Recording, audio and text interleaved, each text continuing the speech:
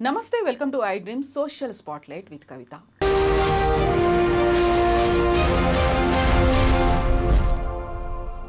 2023లో సరూర్ నగర్లో జరిగినటువంటి ఒక హత్య దేశవ్యాప్తంగా సంచలనాన్ని కలిగించింది. పూజారి సాయి కృష్ణ తన ప్రియురాలు అప్సరాని అత్యంత కిరాతకంగా చంపి శవాన్ని తెలియకుండా మాయం చేయడం, సాక్ష్యాధారాలను తారుమారు చేయడం అనేది పెద్ద సంచలనం కలిగించింది. అతి తక్కువ సమయంలోనే కోర్టు యావజ్జీవ కారాగార శిక్షతో పాటుగా సాక్ష్యాలను తారుమారు చేసినందుకు 7 ఏళ్ల జైలు శిక్షను కూడా విధించింది. యాక్చువల్గా ఆ సమయంలో జరిగినటువంటి ఒక వాదన పూజారి బ్రాహ్మణుడు, ఆయన అమాయకుడు, హత్య చేసి ఉండడు అనే వాదనతో పాటుగా ఆ తర్వాత వచ్చినటువంటి డెవలప్మెంట్స్, వీటన్నిటితో పాటుగా కోర్టు ఇచ్చినటువంటి తీర్పు, దీని గురించి మాట్లాడుకుందాం. మనతో పాటుగా ఉన్నారు ప్రముఖ హైకోర్టు న్యాయవాది సాయి కృష్ణ ఆజాద్ గారు. ఆజాద్ గారు, నమస్కారం అండి. నమస్తే అమ్మా. సో సాయి కృష్ణ పూజారి చేసినటువంటి ఈ హత్య ఒక సంచలనం కలిగించింది. నిజంగా ఇలా కూడా చేస్తారా? అంతా చేసి ఏమీ తెలియనట్టుగా గుళ్ళోకి వచ్చి పూజలు చేసి బ్రహ్మోత్సవాలు అటెండ్ అయ్యి ఆ తర్వాత అందరితో పాటుగా అమ్మాయి కోసం వెతకడం అనేది, సో ఈ మొత్తం సీన్ని ఒక్కసారి మళ్ళీ గుర్తు చేసుకుంటే ఏమనిపిస్తుంది అసలు? క్రిమినల్ మైండ్ ఆ విధంగా ఉంటుంది. ఇప్పుడు మనకు సోహెల్ ఉన్నాడు, మొన్న ఒక నేవీ అధికారిని చంపేసి ఆ భార్యను ఇద్దరు లవర్స్, ఆ లవర్ చంపేసి, ఎగ్జాంపుల్ చెప్తున్నాను మీకు, చంపేసి డ్రమ్ములో 15 ముక్కల్లాగా నరికేసి డ్రమ్ములో పడేసి సిమెంట్ వేసేసి హోలీ ఆడుకున్నారు వాళ్ళు. ఎంత ఘోరం చెప్పండి. అంటే ఈ మానవ సంబంధాల విషయంలో సైకలాజికల్గా వీళ్ళు ఇప్పుడున్న పరిస్థితుల్లో మరి ఎందుకు ఇలా తయారవుతున్నారు? కుక్కర్లో శవాన్ని ఉడకబెట్టడం, ఇది ఎంత పరాకాష్ఠకి వెళ్తుందంటే క్రూరత్వం అనేది మనిషిలో. జంతువులు కూడా ఏమో అలా చేయవండి. ఏ జంతువు అని అడుగు తినేసి వదిలేస్తుంది కానీ ఇంట్లో ఘోరంగా చేసే పరిస్థితి లేదు. సో ఆ రోజు ఆ టైంలో 2023లో ఇది జరిగిన సంఘటన జరిగినప్పుడు ఆయన అమాయకుడు, ఆయనకి ఏమి తెలియదు.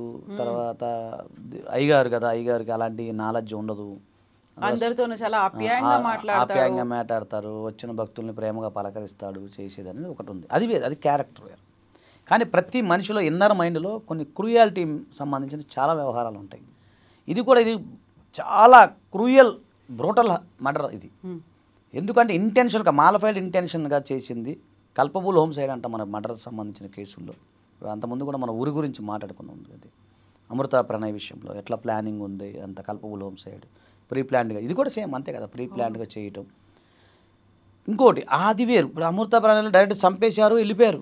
ఇది అట్ట కాదు, మొత్తం బాడీని డిస్మాంటల్ చేసినట్టు చేసేసి సెప్టిక్ ట్యాంక్లో పడేసి ఏమి తెలియనట్టుగా సాక్ష్యాలను కవర్ చేసేసి సాక్ష్యాధారాలను రూపుమాపేసిన ఘటన ఇది ఘోరమైంది. ఇప్పుడు అదంటే అమృత ప్రణయ్ వచ్చే పాపం మాకు కనపడింది, సీసీటీవీలో చంపేశారు, వెళ్ళిపోయారు, అయిపోయింది. ఇంకా డెడ్ బాడీని కూడా మాయం చేసేసి, ఇది సేమ్ కుక్కర్లో జరిగిన ఘటన, మొన్న లాస్ట్ కుక్కర్లో ఉడకబెట్టిన ఘటన కానీ, ఇప్పుడు చెప్పిన సోహెల్ సంబంధించిన ఘటన కానీ, అట్లాంటిది ఘటన ఇది కూడా అనుకోవచ్చు. అంటే ఏమీ తెలియనట్టుగా మళ్ళీ వెళ్ళి అప్సరా కోసం వెతకడం నలుగురితో పాటు మళ్ళీ. అంటే ఇదంతా ఎంత క్రూయల్ మెంటాలిటీ, ఎంత మానసికంగా అతను ఎంత కరుడుగట్టిన క్రిమినల్ అనేది అర్థమవుతుంది దాన్ని బట్టి. సో అంటే ఇక్కడ న్యాయస్థానం కూడా చాలా గొప్ప జరిగిందండి. ఎందుకంటే జస్ట్ దాదాపు 2 years 22 months 21 monthsలోనే ఇన్వెస్టిగేషన్ బాగా చేయటం, తర్వాత త్వరగా చేసేయటం, వెంటనే దీనికి సంబంధించి ఫాస్ట్ ట్రాక్గా చేయటం వల్ల తొందరగా వచ్చిందనుకో జడ్జిమెంట్. ఈ కేసులో నేను చాలా హ్యాపీ ఫీల్ అవుతున్నాను. ఎందుకంటే న్యాయస్థానం చాలా ఫాస్ట్గా స్పందించడం చేయటం జరిగింది. ఇప్పుడు జీవిత ఖైదీ ఒకటి, ప్లస్ దాంతో పాటుగా అతను ఏదైతే సాక్ష్యాలను తారుమారు చేసినందుకు మళ్ళీ 7 years జైలు శిక్ష. కానీ నేనైతే ఈ కేసులో ఫస్ట్ కాంచి నేను అబ్జర్వేషన్ చేస్తున్నాను. అంటే మరి కామన్ మ్యాన్కి ఏమనిపిస్తుంది అంటే అయ్యగారు ఒక రకమైన జాలి అనేది ఉంటుంది, జాలి కోణం. అరే ఆయన అలా కాదేమో, మంచోడయ్యా, ఇట్లా కావాలని బురదేస్తున్నారు, అబాండాలు వేస్తున్నారు అని. నేను క్యాపిటల్ పనిష్మెంట్ పడుద్దేమో అనుకున్నానండి ఈ కేసులో. పడలేదంటారు క్యాపిటల్ పనిష్మెంట్ అంటే ఊరి అనుకున్నాను నేను. అంటే కొన్ని అంటే ఎందుకు పడలేదంటే ఒకసారి జడ్జిమెంట్ చూస్తే కానీ మనం చెప్పలేము. అయితే ఇది కల్పబుల్ హోమ్సైడ్లోనే ఒక దాంట్లో భాగంగా, ఇన్వెస్టిగేషన్లో భాగంగా ఇవన్నీ కూడా జరిగినాయి. సో ఇంకా దీన్ని అంటే చెప్పలేము. ఇప్పుడు కింది కోర్టులో ఇంకోటి మీకు చెప్తాను నేనండి. చాలామంది అనుకుంటారు అరే లైఫ్ పడిందే, మీరు కామన్ మ్యాన్గా మీరు లైఫ్ పడి ఉరిశిక్ష ఎందుకు పడలేదు చెప్పలేము. పైకోర్టుకి వెళ్తే ఉరిశిక్ష వేయచ్చు, చెప్పలేం, అది మనం చెప్పలేం. జడ్జిమెంట్లో ఏముంది, ఆ మొత్తం సర్కమస్టాన్సెస్ ఎవిడెన్స్ కానీ, ఆ రిపోర్ట్స్ ఏవైతే పోలీస్ రిపోర్ట్స్ సీడీ ఫైల్ కానీ ఇవన్నీ చూస్తే కానీ మనకు అర్థం కాదు. కాకపోతే అంటే నేనంటే అంత ఘోరంగా జరిగింది అనేది నేను చెప్తున్నాను. నాకు ఒక న్యాయవాదిగా ఒక కామన్ మ్యాన్గా అంత ఘోరంగా వ్యక్తిని అతను చంపాడు అనేది నా ఉద్దేశం. అంటే ఏదైనా కూడా ఇప్పుడు లా అనేది చట్టం అనేది కూడా ఏదైనా కూడా ఇన్వెస్టిగేషన్ అనేది ఎవిడెన్స్ మీద ఆధారపడి ఉంటుంది కాబట్టి ఎలాంటి ఎవిడెన్స్ దొరికింది ఏంటి అనేది అది ఒకసారి జడ్జిమెంట్స్ మనం చూడాలి. కానీ ఈ కేసు కూడా అంత తీవ్రకరమైన కేసు అని నేను మాట్లాడతాను. అంటే కాకపోతే చట్టాన్ని మనం గౌరవించాలి, జడ్జిమెంట్ని మనం గౌరవించాలి. సో నెక్స్ట్ ఫర్దర్గా మరి ఎపెక్స్ కోర్టు నెక్స్ట్ హైకోర్టుకి వెళ్తే మరి హైకోర్టు వారు ఏం చెప్తారనేది మనకు తెలియదు కదా. మళ్ళీ ఫర్దర్గా వెళ్తారు, వాళ్ళు ఖచ్చితంగా వెళ్తారు. కానీ అంత నేను అంత తీవ్రంగా ఉన్న నేరం అని నేను అంటున్నాను. నేను చెప్పేది అంత ఘోరంగా వెళ్ళేసి మీరు అన్నట్టు ఏం తెలియనట్టుగా అందరితో ప్రేమగా ఉన్నట్టు మళ్ళీ ఆమె గురించి ఈయన ఎత్తుకుతున్నట్టుగా యాక్షన్ చేయటం అంటే ఎంత మానసికంగా అతను క్రిమినల్ మెంటాలిటీ ఉంటుంది అనేది ఆ ఉద్దేశంతో మాత్రమే మనం చెప్పగలుగుతున్నాం. చట్టపరంగా దానికి సంబంధించిన ఎవిడెన్స్ ఏం పెట్టి పోలీసు వాళ్ళు ఛార్జ్ షీట్ అవన్నీ చూస్తే కానీ మనం చెప్పచ్చు. కానీ ఇలాంటి విపరీతమైన ధోరణి ప్రజల్లోకి ఇలాంటి ధోరణి రోజు రోజుకి పెరిగిపోతూ ఉంది. మరి ఇది ఎక్కడికి వెళ్తుంది అనేది అర్థం కావట్లేదు. నిన్న కూడా మొన్న ఎక్కడో జరిగింది, ఆ అమ్మాయిని చంపేసి ముక్కలు చేసేసి వాడు పోలీస్ స్టేషన్ లొంగిపోయాడు. నడి రోడ్డు మీద నిన్న ఒక న్యాయవాదిని జస్ట్ ఇల్లీగల్ కనెక్షన్ విషయంలో వద్దని మందలించినందుకు కూడా నిన్న న్యాయవాదిని చంపడం జరిగింది. అంత చెప్పి కూడా రెక్కి నిర్వహించి అంటే వాడు మైండ్ ఏంది అట్లా మైండ్ ఎలా తయారవుతుందంటే ఒక రెక్కి నిర్వహించి చంపాలని ఒక దురుద్దేశంతో చంపుతున్నారండి. చంపాలని ఉద్దేశపూర్వకంగా చంపడం అవుతుంది మనుషుల్ని. సో ఎవరు నమ్మలేని స్థితిలో ఈరోజు మనం ఉన్నాం. మన పక్కన వాళ్ళే మనల్ని నమ్మించి గొంతు కోసే పరిస్థితి ఈరోజు కనపడుతున్నాయి. పూర్వం రోజుల్లో చూసేవాళ్ళం, ఇది రాజులు కాలంలో సొంత తండ్రిని చంపడం, సొంత అన్నదమ్ములు చంపడం అనేది మనకి చరిత్రలో చదువుకున్నాం. ఇప్పుడు అట్లా లేదండి. ఎవరు నమ్మాలో ఎవరు నమ్మకూడని స్థితిలో భయం వేస్తుంది. మానవ సంబంధాలు ఎట్టిపోతున్నాయి అనేది ఆలోచిస్తున్నాం. నేనైతే ఫస్ట్ కానీ దీనికి సంబంధించి క్రిమినాలజీ అనే సబ్జెక్టు కూడా భారతదేశంలో ఇంకా దీన్ని పెంచాలి, డెవలప్ చేయాలని చెప్పి నేను ఫస్ట్ కాంచి డిమాండ్ చేస్తూ ఉన్నానండి. విదేశాల్లో క్రిమినాలజీ బాగా ఉంటుంది, సబ్జెక్ట్ ఉండదు, ఒక సబ్జెక్టే ఉండదు దానికి సంబంధించి. ఇంకా మన భారతదేశంలో ఇంకా అంత పరిచయం రాలేదు, అంత అవసాన దశలోనే ఉంది. దాన్ని కనుక మనం డెవలప్ చేసి మానవ సంబంధాల మధ్య ఇవన్నీ చేస్తే తప్ప ఆ యొక్క మనిషి యొక్క దాంట్లో నడవడికలో మార్పు రాదేమో అని అనిపిస్తుంది.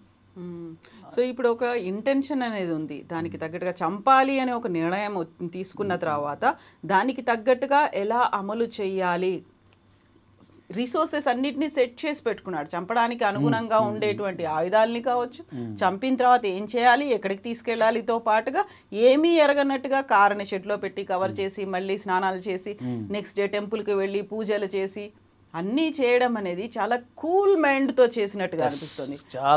చాలా కూల్ మైండ్తో ఎక్కడా నేను దొరకను అనే పరిస్థితుల్లోనే చేసుకొని వచ్చాడు. And at the same time అందరితో కలిసి మళ్ళీ వెతకడం అనేది తెలియనట్టుగా యాక్టింగ్ చేసాం. అదేనండి, అదే సాక్ష్యాన్ని తారుమారు ఇవన్నీ గమనించిన కోర్టు వారు అది చేశారు. అంటే ఇక్కడ మనం గమనించాల్సింది పెరిగిన వాతావరణమా.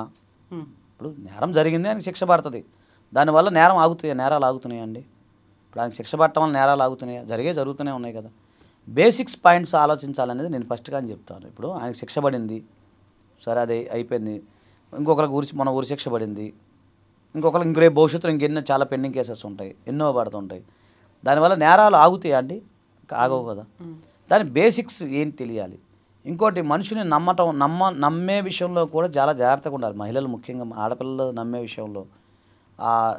విషయంలో మన అనుకొని ఒక నమ్మకమైన దాని మీద నడుస్తున్నాయి హత్యలన్నీ కూడా. సో ఇప్పుడు మీరు పెరిగిన వాతావరణం గురించి అన్నారు. పెరిగిన వాతావరణం అనగానే సాయికృష్ణకు సంబంధించి అప్పుడు సైకాలజీ అనాలిసిస్ అనేది చేశారు.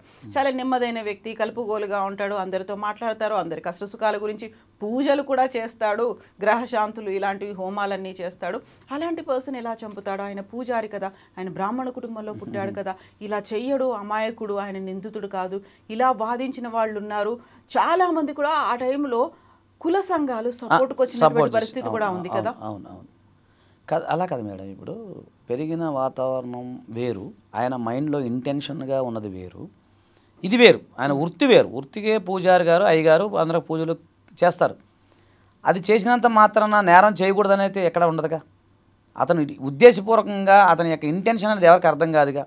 ఇప్పుడు ఆయన వృత్తిలో ఏంటి, ఆయన వృత్తి గౌరవప్రదమైన వృత్తి అయ్యగారు కాబట్టి అందరూ పూజలు చేస్తుంటారు. కాబట్టి చాలామంది ఆ యొక్క సైకలాజికల్గా అనలైజ్ చేసినప్పుడు ఆయన చెయ్యలేదని అంటారు. ఇప్పుడు నేను కూడా అదే అంటాను కామన్ మ్యాన్గా అంటాను. నమ్ముతున్నారు మీరు ఆయన్ని. కామన్ మ్యాన్ అంతే ఉంటుంది అంటే నేను కదా కామన్ మ్యాన్ మైండ్ సెట్ ఏముంటుంది అంటే ఇప్పుడు కామన్ మ్యాన్ మైండ్ సెట్ ఏముంటుంది అంటే అయ్యగారు ఎందుకంటే నాన్ వెజ్ తినరు అంటే కొన్ని ఉన్నాయి, అహింస చేయరు, ఇట్లాంటివి కొన్ని ఉన్నాయి, ఎందుకంటే గౌరవప్రదమైన వృత్తి కదా. అలాంటి భావంతో చెప్పుంటారే తప్ప వాళ్ళు అంటే ఎవరైనా మా అనుకున్న వాళ్ళు కానీ సపోర్ట్ చేసిన వాళ్ళు కానీ ఎవరైనా కానీ చెప్పుంటారు కానీ క్రైమ్ చేయకూడదని ఎక్కడ లేదుగా. క్రైమ్కును పెరిగిన అతను అంటే అతని యొక్క కమ్యూనిటీకో అతని వృత్తికి దానికి సంబంధం లేదుగా. ఇప్పుడు లోకల్ కోర్ట్ అయితే యావజ్జీవ కారాగార శిక్ష ప్లస్ 7 years కూడా జైలు శిక్ష అనేది విధించిన తర్వాత మీరు చెప్పినట్టుగా పై కోర్టు కూడా వెళ్ళొచ్చు, వెళ్తే ఉరి శిక్ష అనేది రావచ్చు, లేదంటే దీన్ని కంటిన్యూ చేయొచ్చు. అయితే ఇక్కడే మళ్ళీ ఇంకొకటి కూడా వినిపిస్తుంది. గతంలో గ్యాంగ్ రేప్ జరిగినటువంటి గుజరాత్లో ఒక ఇన్సిడెంట్, అన్ని ఆధారాలు ఉన్నాయి, కాకపోతే వాళ్ళంతా నిందితులు అగ్రకులాలకు చెందిన వాళ్ళు ఈ తప్పు చేసి ఉండరు అన్నట్టుగా వాళ్ళని రిలీజ్ చేశారు, బెయిల్ మీద బయటకు వచ్చారు. అలాంటిది ఏదైనా ఉంటుందా, లేదు పై కోర్టు కూడా నిజంగా ఇవన్నీ సాక్ష్యాలు ఆధారాలు ఇవన్నీ చూసిన తర్వాత సేమ్ ఇదే కంటిన్యూ చేస్తుందా, మళ్ళీ తగ్గించడం అనేది ఉంటుందా? అంటే ఒకటండి అక్కడ అది వేరు, అది వేరు, అది కమ్యూనల్ సంబంధించింది, అదొక డిఫరెంట్ కేసు. ఇది అట్లా కాదు కదా, ఇది ఒక ఇండివిజువల్ పర్సనే కదా చేసింది. ప్లస్ ఇక్కడ అది వేరు, అది అల్లరిలో జరిగిన సంఘటనలో అవి జరిగినాయి. ఇప్పుడు ఇక్కడ ఉద్దేశపూర్వకంగా అమ్మాయిని తీసుకొని రావటం, ఉద్దేశపూర్వకంగా మీరు అన్నట్టు కారులో తీసుకెళ్ళటము, చంపటము, ఇవన్నీ ప్లానింగ్ కదా, ప్రీ ప్లాన్డ్ కదా మేడం. సో ఖచ్చితంగా నేను అనేది అది ఎంత లైఫ్ పడింది అంటే నా ఉద్దేశంలో ఏంటంటే ఖచ్చితంగా ప్రాసిక్యూషన్ వారు గట్టిగా బలమైన సాక్ష్యాలను ప్రవేశపెట్టి ఉండొచ్చు 100%. కాబట్టి పై కోర్టుకి వెళ్ళినా కూడా అంటే చెప్పలేం, అది ఎపెక్స్ కోర్టు వారు ఎలా ఉండదని నేను ఎట్లా గెస్ చేయలేను. కానీ అయితే ఇలాంటి కేసుల్లో అతనికి శిక్ష పడాలనే కోరుకుందాం మామూలుగా అయితే. అది ఎందుకంటే ఒకసారి అది జడ్జిమెంట్స్ అవన్నీ వచ్చిన తర్వాత ఎలాగో లైవ్లాలో మనకు నెక్స్ట్ జడ్జిమెంట్స్ అన్నీ వస్తాయి కదా, అప్పుడు దాన్ని చూసి ఆ పాయింట్స్ అన్ని చదివి కానీ మనం క్లారిటీగా చెప్పలేము. కాకపోతే జస్ట్ అనలైజింగ్గా మనం చేసినప్పుడు పై కోర్టు అనేది ఎలాంటి డిస్క్రిషన్ పవర్ ఉపయోగించి ఆ సర్కమస్టాన్సెస్ని బట్టి ఇది ఎలా జరిగిద్ది అనేది మనం అంటే ఒకటే లైఫ్ అంటే ఇప్పుడేమీ ఆయనకేమీ బెయిల్ రాదు, ఇప్పుడేమీ కోర్టులు ఇప్పుడు అప్పీల్ చేసినంత మనం 3 years తర్వాత ఏదైనా జరిగేది, ఏదైనా 3 years తర్వాతే మనం మాట్లాడుకోవాల్సింది. 3 years తర్వాత ఏం జరిగిద్ది అనేది మనం చూడాలి. ఇప్పుడైతే మనం అనలైజ్ చేయలేం. తక్షణం అయితే స్పందించారు, ఇమ్మీడియట్గా అయితే తీర్పు వచ్చింది, డిలే అవ్వకూడదు, అదొక సంతోషం అని ఆలోచించి. Thank you so much Azad గారు.